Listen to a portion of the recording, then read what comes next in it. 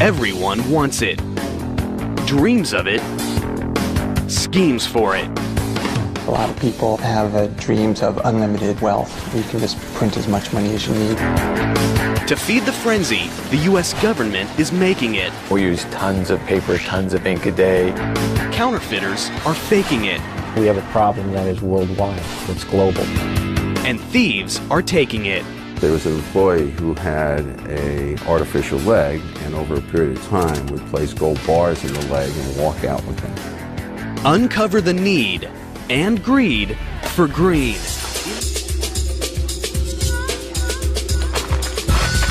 Cash, a big stack of greenbacks. Nothing in the world gets the pulse racing faster. Most of us earn it the hard way, but others have shortcuts. It's a battle between those making it and those faking and taking it. And ground zero in this currency combat is the U.S. Mint and the Bureau of Engraving and Printing.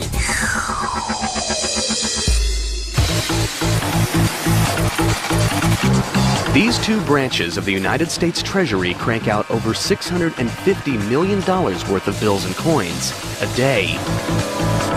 Combined, these mega money factories employ over 5,000 people and cover millions of square feet, and security is state-of-the-art.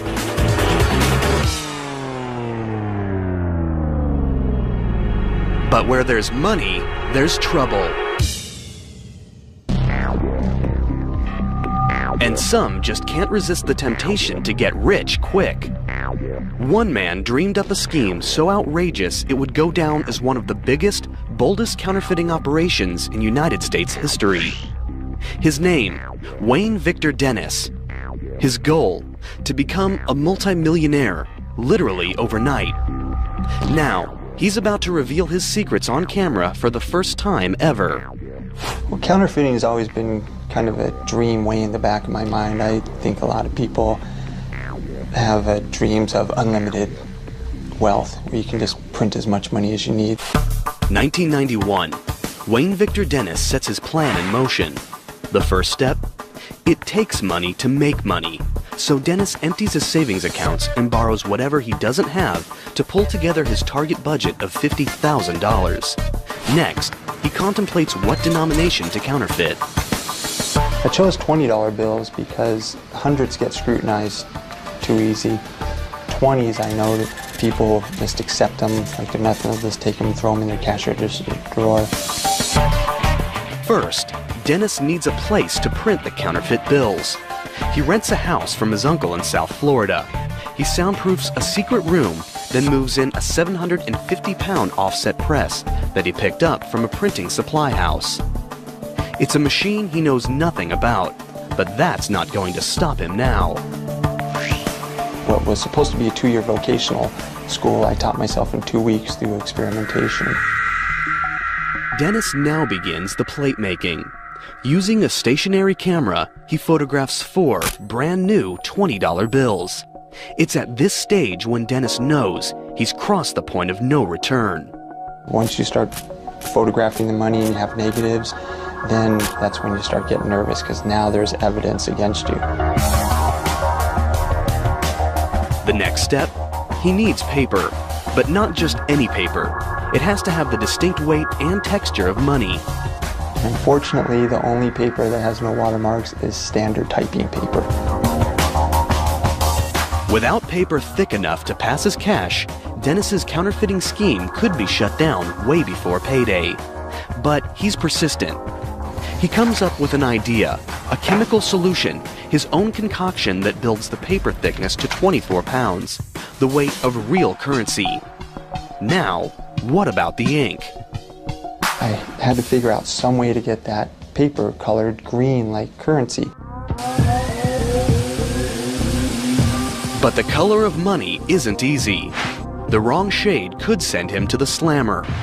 Dennis is determined, though, to get it right, so he takes his biggest risk yet.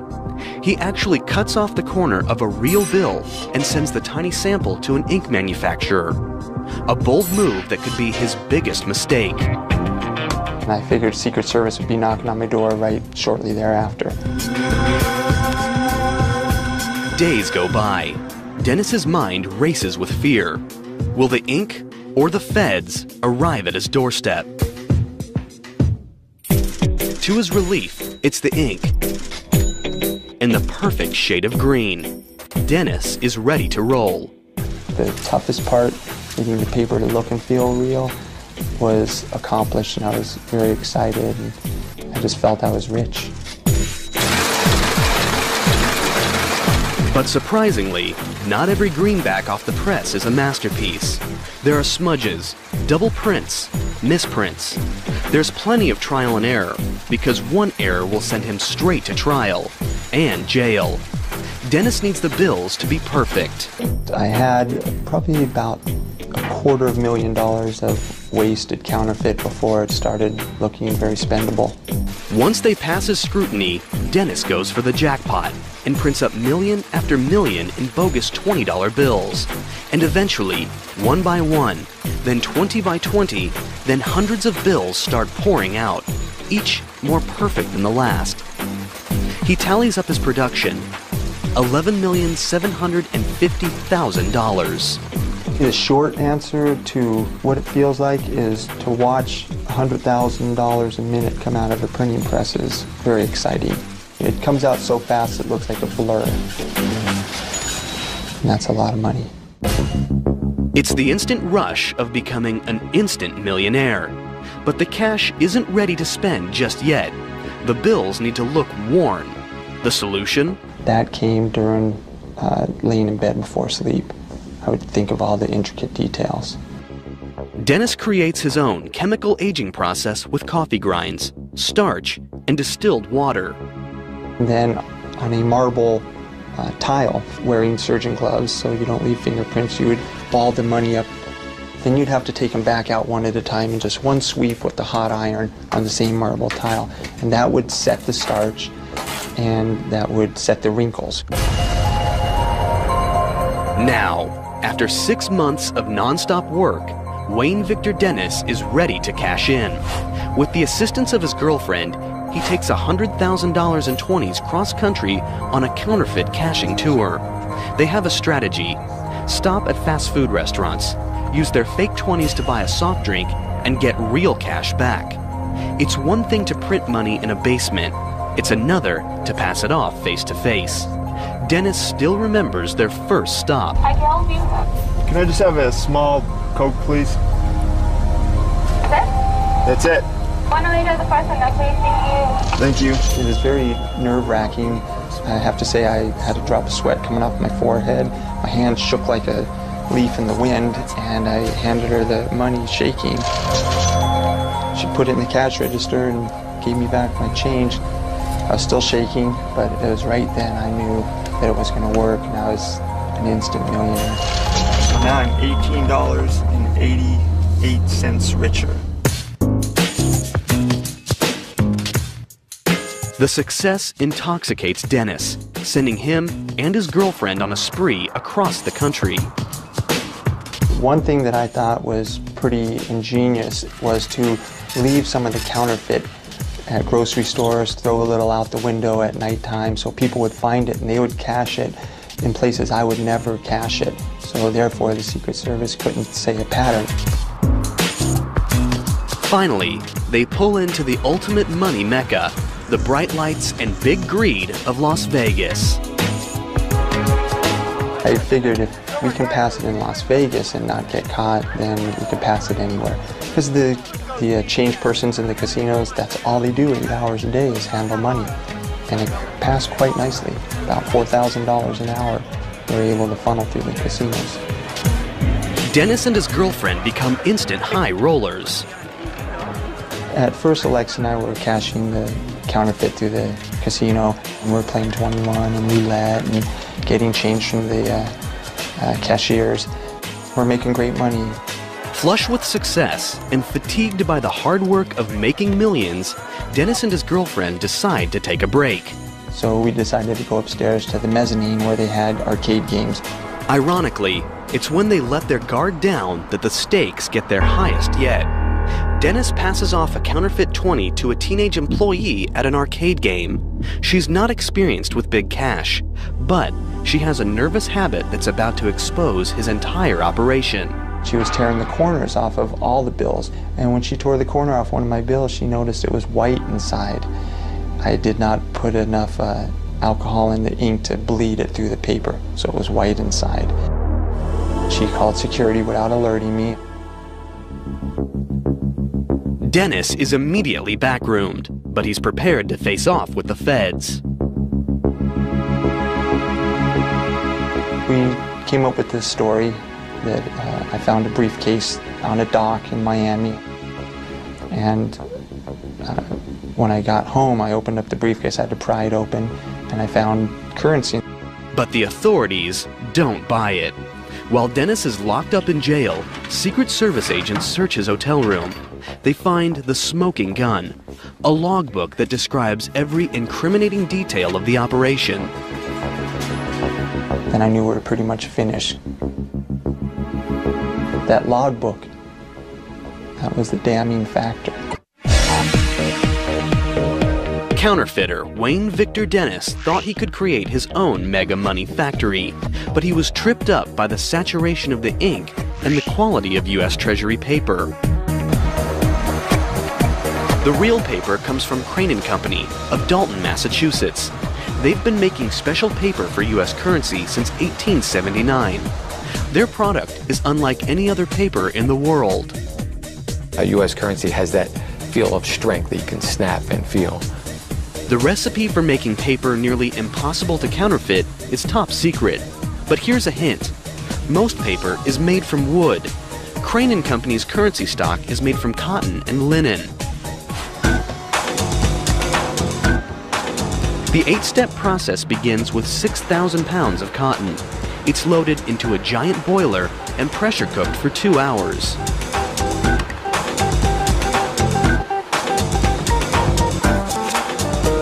Next, this mess is dumped into a massive tub the size of a swimming pool, where it's cleaned and bleached.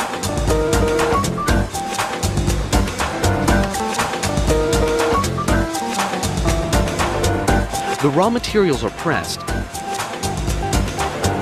then dropped into giant blenders called pulpers. This unique process is what gives real paper money that crisp feel that's nearly impossible to duplicate. The paper makers also add some amazing high-tech secrets we're about to expose. It's all in the inside layer, the same layer that tripped up counterfeiter Wayne Victor Dennis. Paper has a front and a back, and most people don't think a lot about the middle.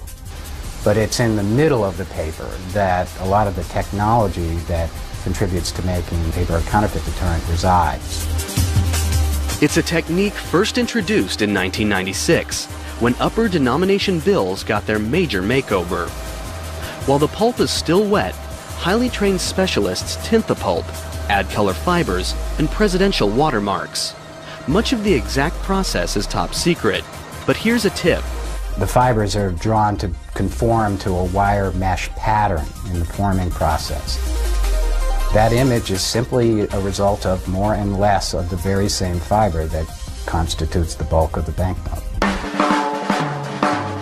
Next, it's time to add the Treasury Department's ultimate secret weapon, one that no counterfeiter has yet been able to replicate. They're called security threads. Each of these threads has microscopic numbers on them, 42 thousandths of an inch tall, denoting the bill's value. Using transmitted light, the text is clearly visible, but copiers and counterfeiting machinery that use reflective light see nothing. Can printing presses like the one Wayne Dennis used match this microscopic detail? You'd have better luck replicating a Rembrandt with a paint roller. The high-tech paper's now ready for drying. Using furnace-like heat, the paper presses move with precision to squeeze out any moisture and create rolls that are 8 feet wide and weigh more than 4 tons. Since the watermarks and security threads are embedded inside the paper, each giant roll is made for just one denomination. This giant tube looks more like bulky insulation than a big bankroll. But think again. You're looking at $3.5 billion worth of $100 bills in the making. It would be very difficult to counterfeit this. They did a great job in redesigning it, the federal government did. This paper is transforming into some serious cash. It's the stage where stakes and security skyrocket. Wayne Victor Dennis made nearly $12 million of fake bills by cranking them out on a standard printing press. But the real deal? It all happens here in Washington, D.C. at the Bureau of Engraving and Printing's huge money factory. Every step along the way is designed to stop counterfeiters in their tracks. They occupy acres and acres of space, hundreds of thousands of square feet. It's a major operation. Inside, thousands of employees are involved in the money-making process, 24 hours a day, 5 days a week. And security? It's round the clock and never blinks, because working with money can be very tempting.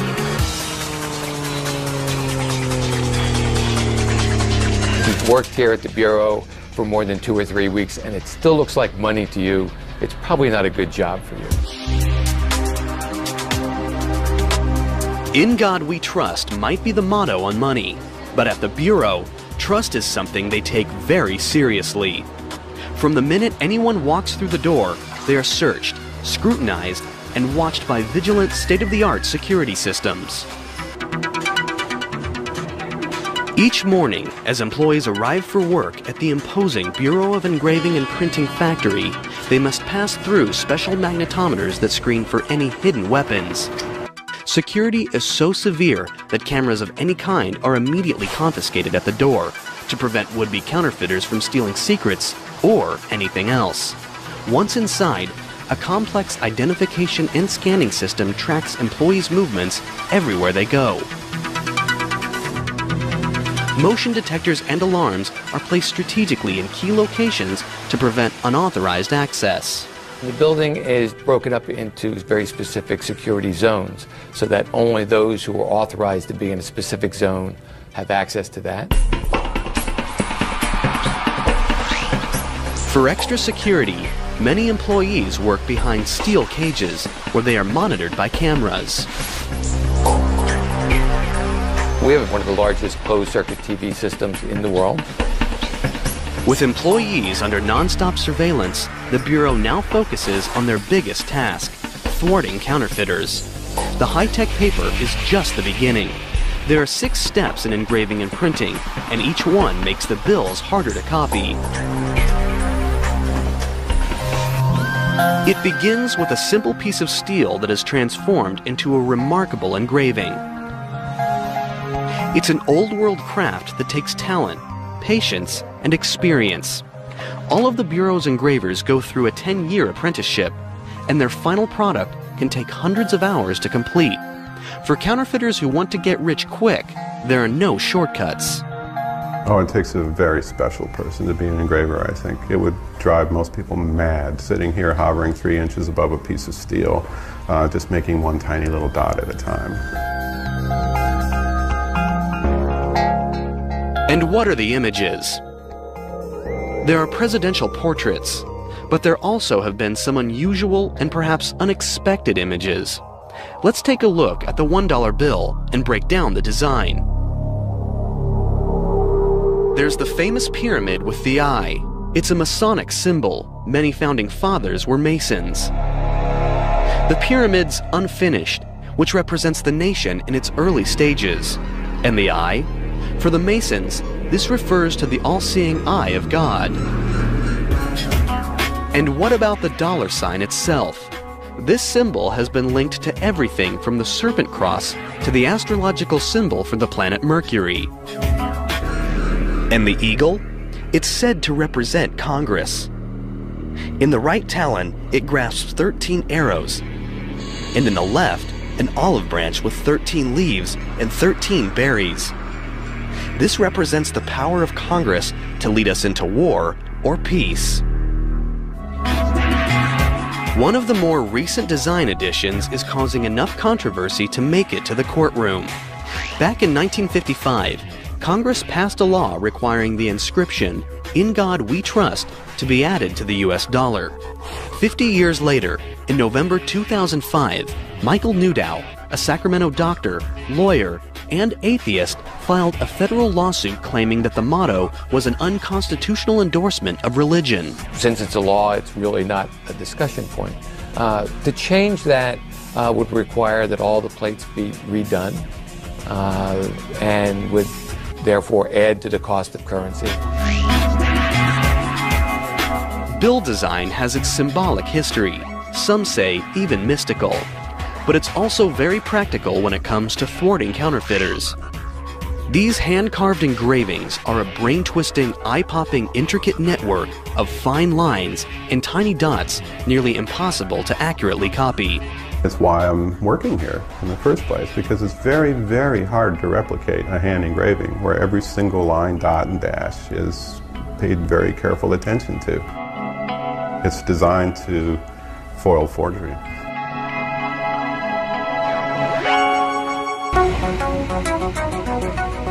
With the printing plates ready, the job moves from skilled human hands to hardcore machinery, the Bureau's massive printer called the Simultan. This mechanical giant is over 3 meters tall and weighs nearly 46 tons. It's the only press in the world that prints both sides of a sheet simultaneously, something that counterfeiters can't easily replicate.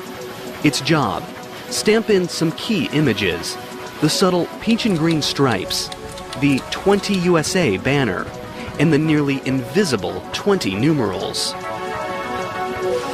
After the ink dries for 72 hours, the Bureau's ready for the next step, the intaglio engraving press. It literally pushes the paper into the ink-filled grooves of the plate. It's the process that gives money that raised look and feel that's so hard to copy, something no color copier in the world can accomplish. The intaglio press prints one side at a time. The back side is first, the green back side. It needs another full 3 days to dry, or else. And you can see how running your finger across it with just a little pressure will move the raised ink off and smudge it pretty good.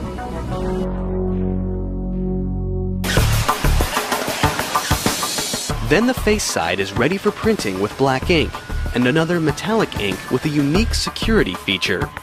It shifts color according to the angle. Every hour, 1 1/3 tons of green, black, and metallic ink and 10,000 newspaper-sized sheets of currency stock roar through these enormous presses. That's $6.4 million worth of 20s. With 24 presses in operation, the Bureau can produce as much as $650 million a day. The Bureau's money inspectors now examine every bill, and they've got to be absolutely, positively flawless to pass the test. Rivers of green and black currency sheets pass under optical scanners that take pictures of the front and back of each bill sheet, looking for the slightest imperfection. The inspection process is amazingly fast and efficient. Catching imperfect bills is almost as important as catching counterfeits.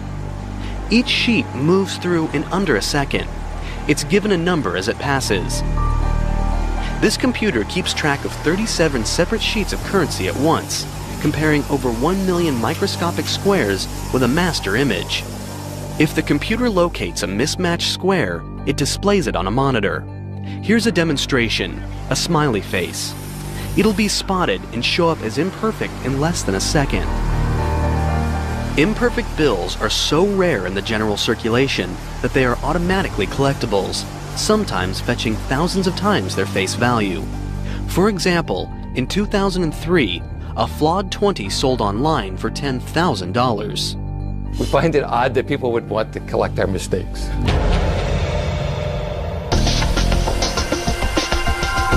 Once they pass inspection, the Bureau adds the Treasury and Federal Reserve seals and the bank and serial numbers to the uncut sheets of money. It's like the money's home address. If you know the serial number and denomination and the series, those three things will uniquely identify that particular piece of paper. It's never duplicated, so that we can tell when that note was printed and where it was originally issued. In a room the Bureau calls currency overprinting and packaging equipment, the money is finally cut, counted, and shrink-wrapped. It's now street-ready. If someone's going to pull off a heist, now would be the time. Bricks of 4,000 notes are stacked and sent to the vault. They'll wait there until it's time for delivery. The Bureau of Engraving and Printing makes billions in paper money every year. Counterfeiters try to rip them off. But does anyone bother with coins? Actually, coins have been in the crosshairs of scheming, thieving minds a lot longer than bills. Back when coins were made of gold, crooks would shave them down. Authorities countered by making coins out of less valuable metals. But that doesn't mean the war between the thieves and the feds is over just yet.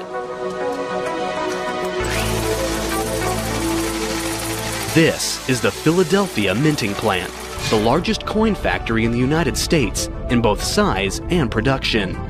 This massive fortress of a building spans the length of 5 football fields. Inside, this mega mints a fine-tuned combination of raw machine power and precision craftsmanship, and the security's stone-cold serious. We are really in many ways the envy of the world mints. There are 8 major steps in the minting process. It begins with a design. Whenever Congress authorizes a new coin or metal, the mint's sculptor engravers sketch out their ideas. It's a contest. Whoever comes up with the best design wins. The prize? Having their artwork displayed on a U.S. coin means it's seen by hundreds of millions of people every day, a number that puts the Mona Lisa to shame. John Mercanti has engraved more than 100 coins and medals. It's a very privileged position to be in. It really is, especially as an artist. Until the 1970s, the sketches were hand-drawn. When we had to make a correction on a drawing, we would have to go back and redraw the whole thing. Computers have changed all that. Today, software programs streamline the process. After the design is approved, the artist takes up traditional tools to sculpt a clay model. It's usually 3 to 12 times the size of the finished coin. It takes a certain degree of concentration. Sometimes it's almost monastic in seeing the engravers in their cells, what I call cells, working very quietly and very intense. The team makes a negative rubber mold of the large design. Then, liquid epoxy is poured into the rubber mold and hardens, creating a more durable model to work with. This model is mounted onto a machine called a transfer engraver. At the other end, a tool cuts the reduced design into a steel blank called a hub. It will be an exact replica of the large model, but engravers still have to double-check for any tiny errors. This is the only place in the world where you'll see a bunch of grown adults standing around a table completely frustrated over a little piece of metal that's the size of a quarter that just doesn't quite look the way they want it.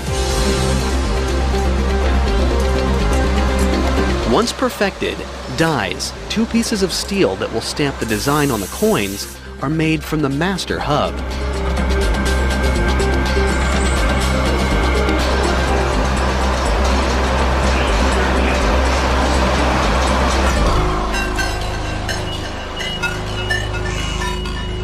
Then, raw machine power takes over. Every day, inside this massive room, monster machines consume thousands of tons of 13 by 1,500-foot metal strips of copper and nickel alloy, and every hour punch out round blanks by the thousands. The blanks are softened in these towering annealing furnaces and then run through a washer and dryer. Next, giant upsetting mills exert tons of pressure on the softened blanks, squeezing up rimmed edges. Finally, huge coining presses stamp the long-awaited images on the coins, 750 strikes per minute, with nearly 100 tons of force.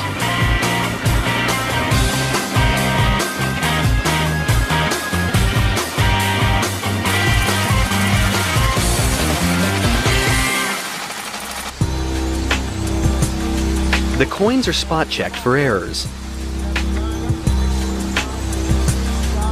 And once they're clear to go, colossal counting machines drop them into vault bags. Forklifts then carry the coins into highly guarded, secure vaults. At the end of each workday, the Mint has created another 80 million coins worth $3 million. Counterfeiters don't typically bother with quarters, dimes, and nickels. When it comes to ripping off the Mint, the most likely threat is theft. Security is very serious. Anyone visiting or working at the Mint will have their pocket change immediately confiscated at the door. And the vending machines inside? They only accept prepaid plastic. No high security facility has ever really successfully been robbed unless it was due to an insider's participation.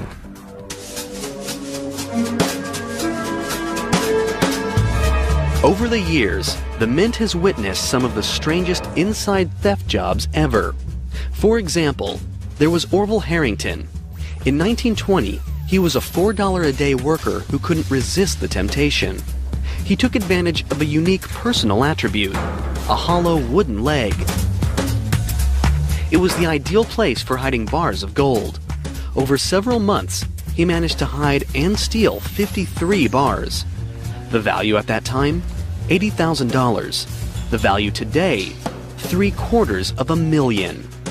But Harrington was eventually apprehended when a coworker got suspicious. His sentence?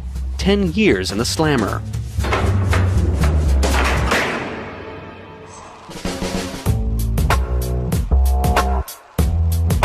In the late 70s, the New York Mint was the target of an even more bizarre robbery. That facility actually refined gold.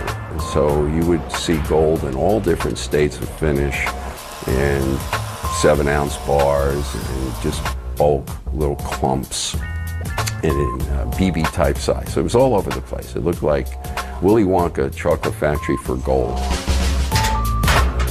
An employee came up with a deviously simple scheme that took advantage of a weakness in security checks. His key attribute was his height, and all he needed was a newspaper. He wrapped up gold dust in little bags, then rolled a newspaper up to cover it. It was about 6'7". When he would leave, he would stand with his newspaper in his hand and raise his hand straight up over his head in order so the guards can search him very easily. And unfortunately, none of the guards were as tall as he, and so they could never reach his hand. You're clean. Have a good one. You bet. Thanks. Today, it takes more than wooden legs and wrapped up newspapers to steal from these highly guarded facilities. They've got their own armed police force whose job is to protect over $100 billion in gold, silver, and coins. The Mint police go through vigorous training, including SWAT and anti-terror measures. The bottom line is preventing crooks from getting inside in the first place.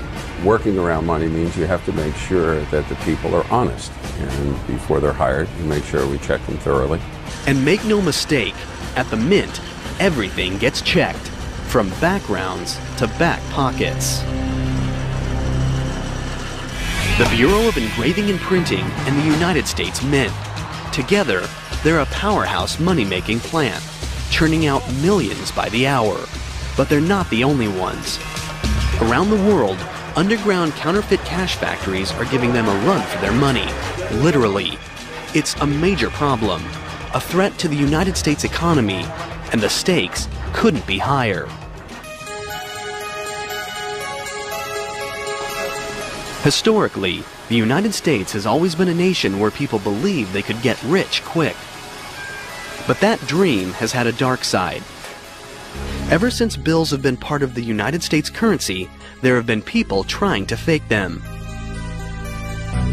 In the early days of the dollar, counterfeiting was a raging epidemic. From 1837 to 1866, during the free banking era, 1,600 state banks printed their own bills, each with its own design. That adds up to 7,000 designs in total. That meant a lot of confusion for the public, and lots of opportunity for counterfeiters to cash in. To fight back, President Lincoln approved a plan to combat bogus bills. He created the Secret Service. Most people know our role as the protectors of presidents and heads of state and people like that. Very few people know our role in fighting counterfeit. Though United States bills are now standardized, they now face even bigger threats from abroad. They're the world's most popular currency, and therefore the most likely target of overseas counterfeiters. The Bureau of Engraving and Printing prevents counterfeiting before the bills even hit the streets. But once they're out, it's up to the Secret Service to catch counterfeiters. This is why the Secret Service was first formed in 1865, and to this day, it's what they do best. The Secret Service has many tactics to track down counterfeiting crooks, including this library of nearly 23,000 fake bills. When a bad buck comes in, researchers attempt to trace it back, determine the top suspect, and make the bust. The Secret Service also takes preemptive strikes.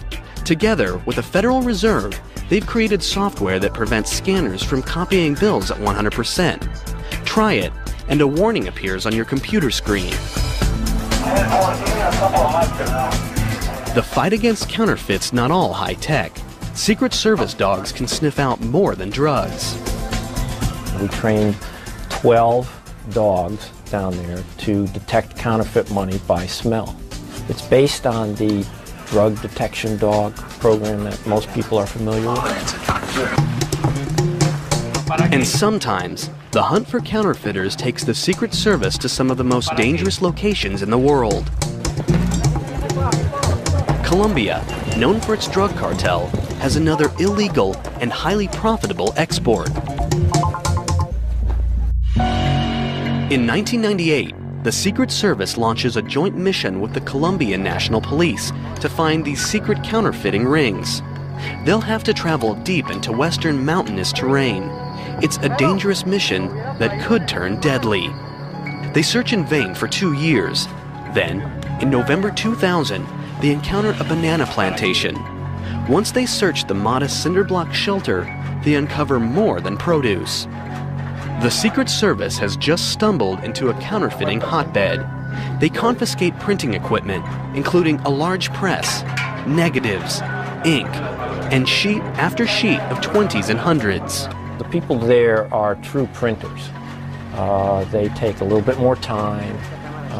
They try to get the paper a little bit closer. They try to get the inks closer. They'll try to counterfeit some of our security features and those kinds of things. They've caught the counterfeiters, but how many of their bad bills have hit the streets? After matching the style of the money in the room to illegal currency that had been pulled out of circulation, the Secret Service determines that this small bunker had been in operation for 10 years, churning out $3 million in phony bills every week. It was a major bust, but it was only the beginning.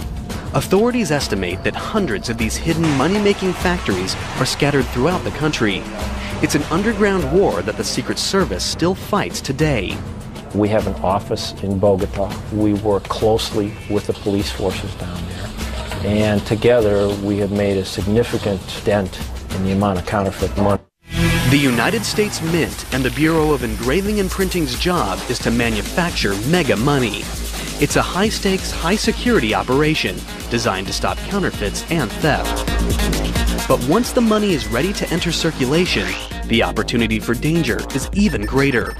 When money changes hands, anything can happen.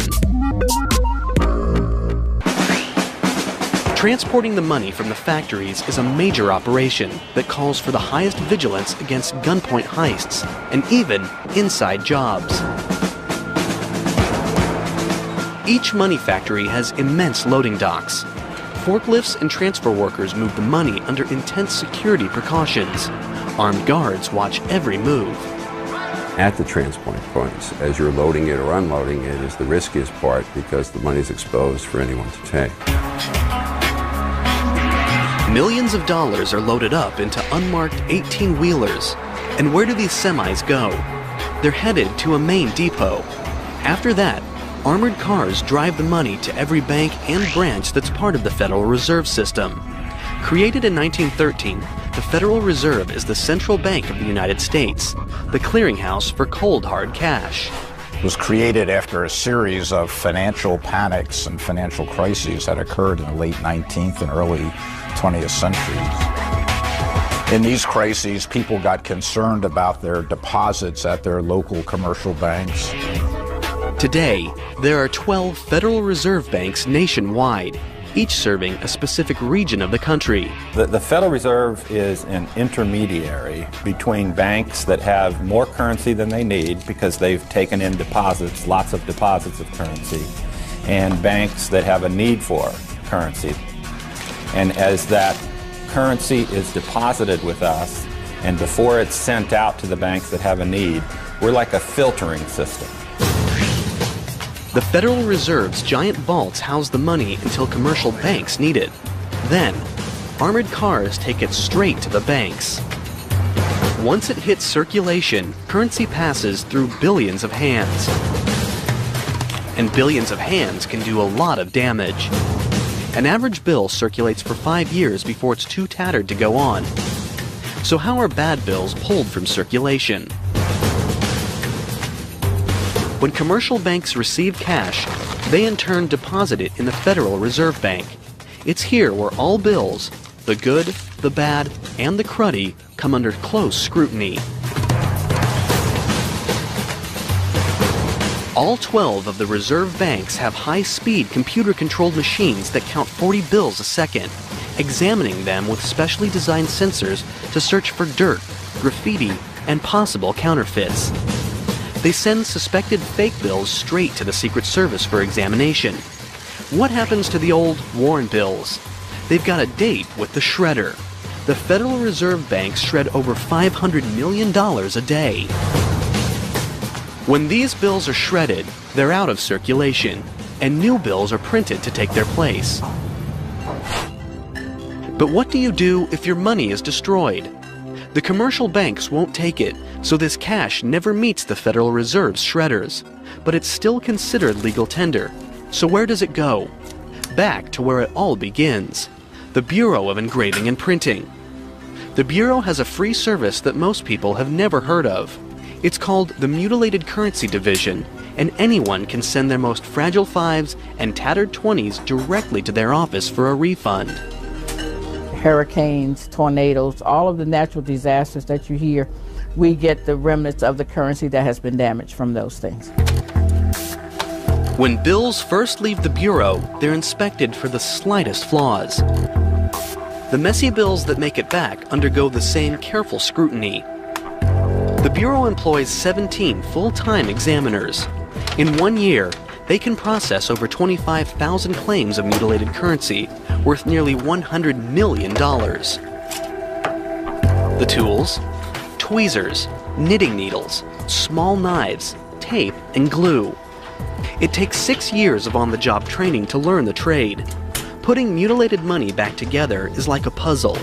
Examiners must be able to piece together more than 50% of each bill to give a refund. If the bills are legitimate, the Bureau will write a check for that amount. This cash was burned in a house fire. The ashes must be reconstructed. You have to go through and you have to figure out which piece goes where, what goes to what note. Handling all this money, though, can be a filthy job. These toxic bills were sent in after steeping in stagnant floodwaters. There are a lot of smells that come to this office. Smells that you probably wish you had never smelled. Between the Fed's shredders and the Bureau's mutilated currency team, over 1 billion bills are sidelined from circulation every week. Everyone dreams of having more money, so why can't the Fed just order more to be minted or printed? Money used to get its value from gold. A $20 note would be redeemable for $20 in gold. Today, the gold standard is no longer used. They now have a 5.7 cent piece of paper and are going to issue that as a $100 bill. In order to do that, they purchase collateral. They purchase treasury notes, bonds, that they hold for that value, and they issue that note, and it is represented by the value held by the bank. Sort of like you're writing a check, and the value of that is made by the money that you hold in the bank. So that is really what it is. It really represents value. Essentially, the US dollar is only valuable because we say it is. It's because there's a full faith and credit of the United States behind that coin or currency.